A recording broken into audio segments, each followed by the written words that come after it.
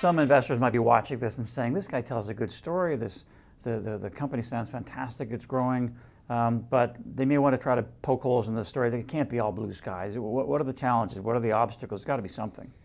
Well, recreational. What keeps me up at night? Anne McClellan, when the task force presented their 80-some recos, she used this reference several times. Diversity of cultivator. Today under medical, very clear. You must be a licensed producer to grow, distribute, etc. Oil extract.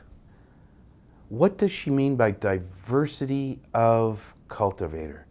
I can only assume some of those craft growers that are underground today, not part of ACMPR, not an LP, not Health Canada sanctioned, therefore illegal, but they Health Canada, public safety, justice, they know that there's a huge demand that's going to come above ground. That's the desire, that's the objective. The LPs today cannot service those needs.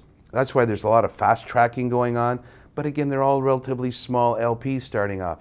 There's 2 or 3 of my competitors have got big vision plans. Good for them. We need it. Absolutely. I know what Aurora is doing, and I know what MedRelief is doing.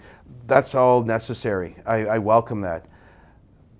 But it's still not going to be enough if a lot of the underground consumers want to become truly legal. Most Canadians are lawful-minded.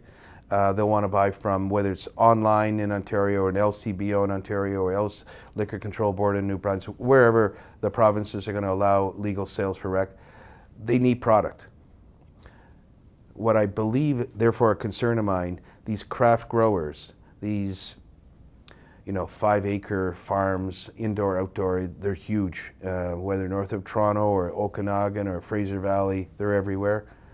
But they need to come into our part of the journey. They need to, I'm not saying under ACMPR, but they got to come very close to the costs I've incurred, the quality, all of the testing that I'm subject to under ACMPR rules.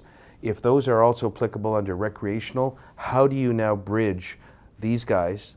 And a lot of them, I've met a number of them, and they're good guys, most of them. They're really farmers at heart, but with a business environment wrapped around them.